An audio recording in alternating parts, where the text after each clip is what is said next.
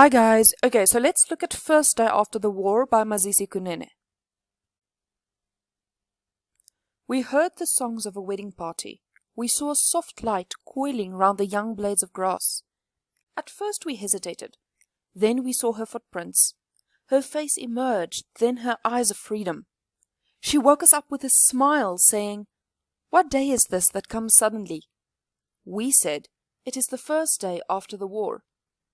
Then, without waiting, we ran to the open space, ululating to the mountains and the pathways, calling people from all the circles of the earth. We shook up the old man, demanding a festival.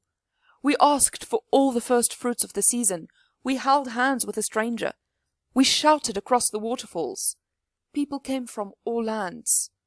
It was the first day of peace. We saw our ancestors traveling tall on the horizon. Okay, so if we look at a vocabulary, it's not really difficult. We have the word coiling, which means wrapping around. It's sort of the image of a snake wrapping around something. And then ululating is a high-pitched, jubilant sound made in celebration. If we look at the title of the poem, First Day gives you a sense of a new beginning, a fresh start, where after the war gives you the idea of hope and change after struggling and suffering. When it comes to the poet, Mazisi Kunene is a great intellectual poet, historian, and professor of African literature. His first poems were published when he was 11. And keep in mind, this was a black kid during apartheid. So that's very, very impressive. He was inspired by the history of the African people and their struggle for freedom. And then he also spent quite some time being an activist for human rights over the world. The summary of the poem. The poet wrote this in exile, a few years before the end of apartheid. When you look at the poem, it looks like, the war is over, the fight is over, we are celebrating. So even though he was stuck in this very difficult situation, he could see a world where it was over. And that just goes to show it's very easy to lose hope in a difficult situation. Apartheid was an incredibly difficult time, but despite being exiled and really suffering, Mazisi Kunene saw a hopeful future. He didn't wait for apartheid to be over and then wrote a poem. He had a vision thereof, when there was no reason to hope. And then in the poem he describes the joy and jubilation of people as they come together to celebrate freedom. The poem ends with a powerful reminder of history. When we look at the structure, the poem is inspired by African cultural traditions, including storytelling. So when you read the poem, it sounds like a story. There are characters, there's a plot, there's build-up. The free verse, the enjambment, and the vision of a future told in past tense reinforces storytelling. Usually when you read a book, it is written in past tense, so storytelling. Then furthermore, the poem is paced like a story.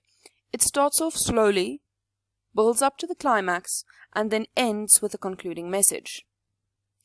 The theme of the poem. This poem is about renewal. It is a message of hope to people who have suffered, and it announces a new beginning, bringing joy. When it comes to tone and mood, the tone is upbeat and creates a mood of jubilation. In the first few lines, the people hear and see the first suggestion of a new beginning. So here they are passive, the tone is gentle. Then the poem picks up pace and increases excitement, turning the poem into one with a celebratory mood. From lines 14 to 18, the tone is empathic. The poet feels happy with the people. In the last line, the tone becomes serious. If we look at lines 4 to 6, here freedom is personified as a woman, and this suggests the nurturing nature of freedom, which is associated with women, in contrast to the aggression of war, which is usually associated with men. The images. The poem contains several images to try and illustrate the point the poet is trying to make. There are several images from nature, like soft light, young blades of grass, and this gives an idea of beauty. The juxtaposition of the soft light coiling, remember, soft light and then coiling, I said, is almost like a snake wrapping itself around its prey. And the juxtaposition of the soft light coiling as well as the personification of freedom as a woman gives a strong and nurturing feel. Then there are also images of inclusivity and generosity. For example, held hands with a stranger, from all land, and this image forges unity. The next image we look at is that of growth and rebirth, and this is shown through images of nature. Young blades of grass, first fruits of the season. Another image is the cause for celebration, which is shown through the poet's word choice. He uses words like songs, wedding party, ululating, festival, and all these give you the idea of celebrating something. Then the last image is the link to land and history, and this is also seen in several images of nature, like young blades of grass, mountains, first fruits, waterfalls, and then the last line. Let's look at the last line. We saw our ancestors traveling tall on the horizon. First of all, the alliteration of traveling tall creates rhythm and liveliness. And this line refers to the ancestors who symbolize the past. The one struggling for freedom now, when he's writing this poem, must take direction from the past and build something new. The poem contains a few figures of speech. For example, soft light coiling, which gives the image of growth in nature. This is a metaphor, and it shows the juxtaposition of the softness of light with the tightness of a coiling snake. This suggests the strength of the poet's vision. He is basically saying that once this freedom comes, no one will escape it. In lines 7 and 8, the quotation marks indicate dialogue, linking back to the African tradition of storytelling. From line 12, if we look at the beginning of the next 4 lines, we'll see we shook up, we asked, we held hands, we shouted. And this is a figure of speech called anaphora. Anaphora refers to consecutive repetition. So if you look at the start of each of these 4 lines, the word we and a verb is repeated in every line.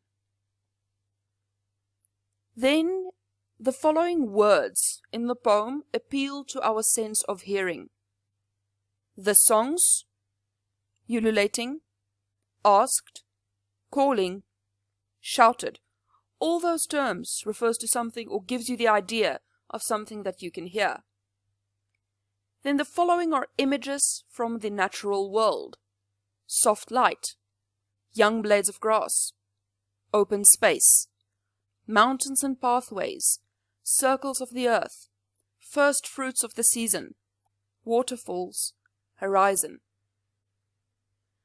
Then the diction in this poem. Several words in this poem create the joyous noise of celebration, like songs, ululating, calling, shouted. And then some of the more nature-related words he uses, like mountains, circles of the earth, waterfalls, and traveling tall on the horizon, all bring to mind a post-war world that is majestic and embraces nature.